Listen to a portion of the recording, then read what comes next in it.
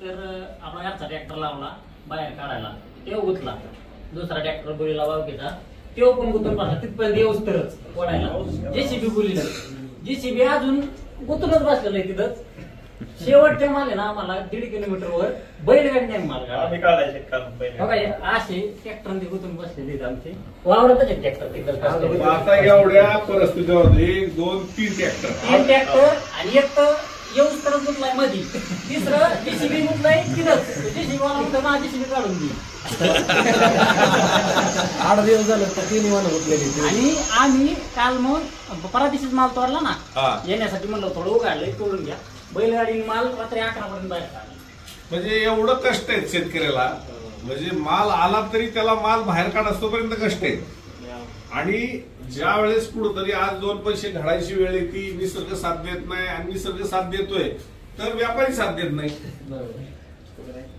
व्यापाऱ्यांनी कमीत कमी आपल्या मालाचं मोल जर चांगल्या बघून जर केलं तर मला असं वाटतंय शेतकरी शेती करू शकेल, त्याची कुठंतरी ऊर्जा निर्माण होईल. पण आज मला नेहमी सांगतात या सीझन मध्ये मंदी होणारे माल लवकर देऊन टाका, मंदी होणारे माल, बॉर्डर बंद होणारे, कर्नाटक चालू होणारे, गुजरात चालू होणारे. व्यापारी आलते आपल्या म्हणजे आता 1 एकरच बाग आहे, 350 पावणे 400 झाड आहेत. सगळ्या बाकीच्या लाईनी उतरल्या. आपण आधी सुरुवातीला महिन्यापूर्वी माल काढला होता काही मोठाला. आता त्यातला मी परत राहिलेला मग आता पूर्ण उतरायला लागलो ना, आता 5 लाईनी राहिल्या होत्या. तर त्या 5 लाईनीसाठी पण देवा आलता वावरात, चिखलात आलता एवढ्या. त्याच्यातून जे ट्रॅक्टर फसलेत का त्याच्यातून ते चलत आलता व्यापारी. तर म्हणला 70-75 ची रेंज आहे म्हणजे शेवट. म्हणलं परादेशीच माल गेलाय. म्हणलं 1 नंबरचा 135, काही 94 आणि गोटी 71 रुपये गेली. म्हणलं नाही परवडत. म्हणलं पण तसं पण म्हणलं तुम्ही खरडा बाजला तुम्ही इथं बाजूलाच फेकणार आहेत. मग म्हणलं त्याच्यामध्ये देण्यापेक्षा म्हणलं तिथं गेला बरोबर. आज तोच माल आपला 71 रुपयाने गुटी गेली, 90 त्याच्या वरच गेलंय. खरडा 50 रुपये गेलाय आणि 1-2 मोठाले कॅरेट होते ते 160 रुपयाने गेले. आता नेहमी आपण वर्ष 2 कॅरेटचा विचार नाही करायचा, 160 किंवा 150 नाही. पण तो सेम त्यांचा माल 71 गेलाय, वर 90 गेलाय आणि त्याच्यावर 135 गेला. तुम्ही जे सांगितलं ना 135 रुपये गेला, त्यांची 2 वरची एक रास 150 रुपये गेली.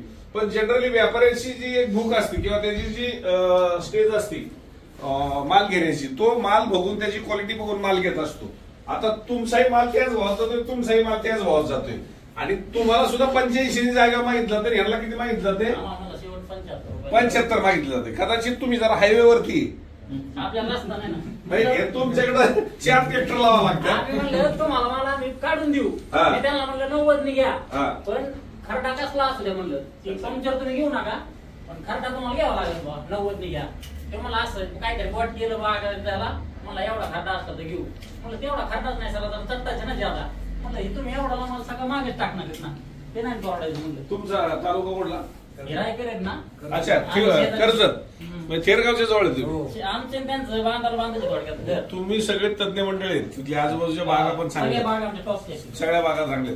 पण आज तुम्ही एवढा ह्याच्यातून तुम्हाला 75 मागितलं जात आहे आणि इथं गुटीच 71 झाली. म्हणजे तुम्हाला सरासरी कमीत कमी 95-100 रुपयाच्या आसपास तर माझ्यामध्ये जाईल. 135 वर गेला असेल किंवा 160 गेला असेल ना, 100 रुपयाच्या आसपास तुम्ही जात असाल. 25 रुपये किलोला.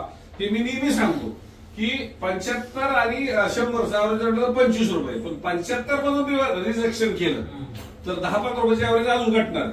म्हणजे 40 रुपये किलोची तुमची जवळजवळ वाढ इथं झाली, 40 रुपये किलो. पण आज मला सांगा, तुम्ही 4 ट्रॅक्टर लावल्यात, परत बैलगाडीनं माल आणताय किंवा जेसीबी लावलाय, पण तुमच्या मेहनतीचं फळ मिळालं? आज माझं हेच मत आहे की जर तुमचं 40 रुपये किलोला वाढ झाली, कॅरेटला 800 रुपये तुम्हाला मिळाले, पण 800 रुपये मिळत असताना मी जर एखाद्या गाडीवाल्याला कमिशन दिलं असतं, मी तुमच्याकडे लक्ष नसतं दिलं, मी गाडीवाल्याकडे लक्ष दिलं असतं, तर शेवट आज शेतकरी जो खुश होऊन चाललेला आहे हा मला पाहायला भेटला असता. कदाचित मी तुमच्याशी संवाद नसता साधला, मी साधला असता, गाडीवाल्याशी संवाद साधला असता. कारण मला शेतकऱ्याशी देणं घेणं त्यावेळेस लागत नाही, मला गाडीवाला महत्वाचा आहे. ज्यावेळेस मी मानेल त्यावेळेस मला शेतकऱ्याशी महत्व देता येत नाही. मला गाडीवाल्याला खेचलं की तो गाडीवाला माल घेऊन येतो.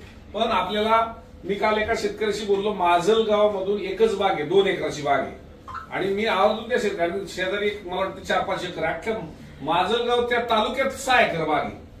आणि त्या शेतकऱ्यांनी सांगितलं, शेठ मी जागेवर देण्याला गिरायकच नाही, पण ज्या मार्केटचं मी आता नाव घेऊ शकत नाही, पण त्या मार्केटला काही लोक गेली, मी 2 एकराची बाग घेऊन इकडे आलो, तर मला जो फायदा झाला पुण्याला येऊन तो त्यांना तिकडे झाला नाही, कारण गाडीवाला पुण्याचं नाव काढलं येत नव्हता, तो तिकडे जात होता, कारण इकडे गर्दी. आणि त्या मार्केटला 6,000 रुपये 6,000 भाडं होतं, तुमच्या मार्केटला 11,000 रुपये भाडं हे लागलं, म्हणजे 5,000 एक्स्ट्रा लागलं. पण मला 5,000 देऊन माझी किती वाढ झाली मला माहिती, मी समाधानी. म्हणजे असे शेतकरी ज्यावेळेस सांगतात त्यावेळेस मला मी समाधान वाटतं की शेवट पैसा यायला महत्वाचं नाही माझ्यासाठी, तुमचं समाधान महत्वाचं आहे. आणि पैसा तर तुम्ही देऊनच जाणार आहे, शेवट ब्राह्मणाची दक्षिणा आहे, ती काय आम्ही फुकट काम करत नाही, आम्हाला आमचं हक्काचं मिळतंय. पण तुम्हाला तुमचं हक्काचं मिळून द्यायला मी जर कुठं थोडं समर्थ होत असेल आणि जर 30-30, 40-40 रुपये किलो वाढ होत असेल, तर आज मला सांगा, तुम्ही ज्या वेळेस रात्रीचा ज्यावेळेस माल काढला असेल किंवा दिवसाचा काढला असेल, खाली पायात काटा मोडतोय, चिखलात काय होते, तुम्ही चपला घालून तर जाऊ शकत नाही चिखलामध्ये, पण त्या काट्यात पाय घालून जात आहे. आणि आज सगळीकडे पाणी, डोळ्यात पाणी तुमच्या, म्हणजे सगळीकडे जिथं पाहिजे तिथं पाणी आहे. आज प्रपंच उद्ध्वस्त झालेले आहेत शेतकऱ्यांचे, तुमच्या भागातले जे पाहिले कडा, आष्टी किंवा परांडा, भूम परांडा, मोहळ किंवा करमाळा, बेकार परिस्थिती झालेली आहे, बेकार धुतलेले, जमिनी वाहून गेले. आणि अशात कुठंतरी आता शेतकऱ्याला आधार देण्याची गरज आहे. आणि ही आधार कुठंतरी आमच्या माध्यमातून जर तुमच्या शेतीमालाला 4 रुपये वाढून जरी मिळाले, तर मला सांगा 800 रुपये कॅरेट जर तुमचे वाढले, तुम्ही जर 100 कॅरेट आणली, तुमचं 80,000 वाढलं.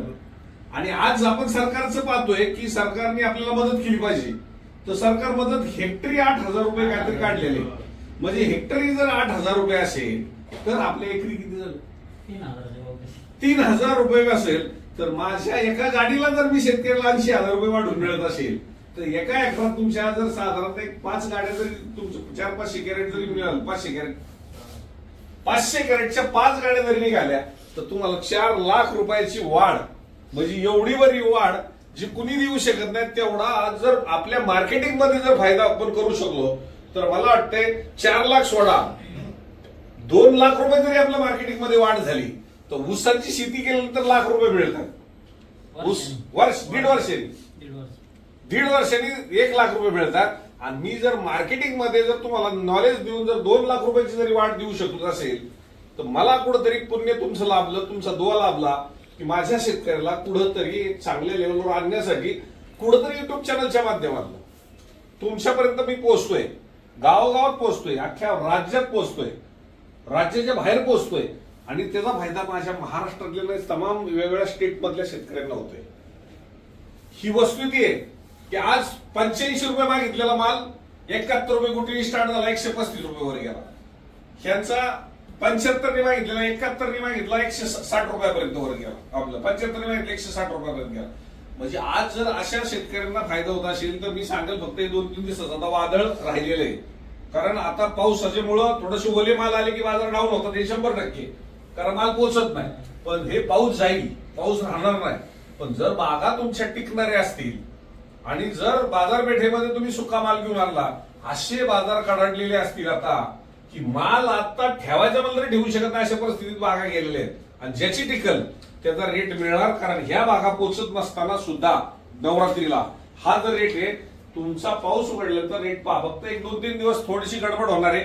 त्या 2-3 दिवस गडबड ह्यासाठी होणार की ज्यावेळेस उघडीत होईल त्यावेळेस ओले माल पटकन आणण्याचा प्रयत्न करणार आहे शेतकरी, ओले जाणार आहेत. त्यावेळेस फक्त 2-3 दिवस सावध जर आपण राहिलो, तर मला असं वाटतं ज्यांच्या बागा टिकलेल्या असतील त्याचं सुद्धा आपण पैसे करूया. फक्त मार्केटिंग मध्ये फसलो नाही पाहिजे. आणि जाग्यावर तुम्हाला जर चिखलात तुडून येऊन जर तुम्हाला 75 मागून जर कॅरेटला जर 80 रुपये किलोला, म्हणजे 800 रुपये कॅरेटचा जर दणका बसत असेल, तर कुठं येतील ना. आज 80,000 काय एखाद्या चांगल्या विद्वानांनी शिक्षण घेऊन नोकरी घेतली तरी 50,000च्या वर जात नाही. पण शक्यतो म्हणजे व्हिडिओ बघितला मग माणूस फसत नाही, देत नाही जागा इतक्या सहजासहजी, तरी लगेच लक्षात येतं माणसाच्या मार्केटला काय चाललंय, मिळत काय. आणि म्हणूनच मला असं वाटतंय कुठंतरी आज ही पुण्याही तुमच्या आम्हाला प्राप्त होते. तिन्ही मार्केटला आज विचार घ्यावं. नाशिकला सुद्धा तीच परिस्थिती आहे, पुण्यातही तीच परिस्थिती आहे. ही केवळ आणि केवळ तुम्हाला कुठंतरी आमच्याकडनं चांगलं कुठंतरी विचार पोहोचतायत आणि तुमच्या माध्यमातून आम्हाला कुठंतरी तुम्हाला भले जागा द्या द्या, पण तुमचा दुवा आमच्यापर्यंत पोहोचतोय. एवढंच आम्हाला आज समाधान वाटतं की आज शेतकरी संकटात आहे. प्रत्येकाने प्रयत्न केला पाहिजे शेतकऱ्याला 2 रुपये कसे वाढू देता येईल प्रत्येकाने. तर शेतकरी जगल आणि शेतकरी जगला तर आपली व्यवस्था जगल एवढंच या निमित्तानं वाटतं. धन्यवाद.